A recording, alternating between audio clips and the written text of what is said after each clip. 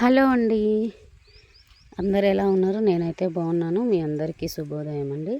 ఇవి మినుముకాయలు అండి. ఆ రోజు మినుము చెట్లు చూపించా, కాయలు పడలేదన్నా కదా. సో ఇవి ఇలా ఎండిపోయిన తర్వాత ఇలా ఉన్నాయి. నాకు తెలిసి ఇంకో 20 days అలా ఉంటే పీకేస్తారు. ఇంకెందుకంటే ఇలా కొన్ని పచ్చిగా ఉన్నాయి కాబట్టి వీటి కోసమైనా ఇంకొక 20 days టైం పడుతుంది. సో ఒకసారి చేను అంతా ఎలా ఉందో చూడండి. అక్కడ మా అమ్మ అండి,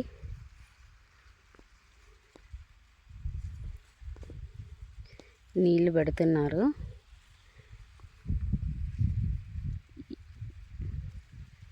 ఆ మధ్యలో ఎత్తుగా ఉన్న చెట్లు టెంకాయ చెట్లు లాగా ఉన్నాయి కదా, అవి పామ్ ఆయిల్ చెట్లు అండి. అవి పామ్ ఆయిల్ చెట్లు.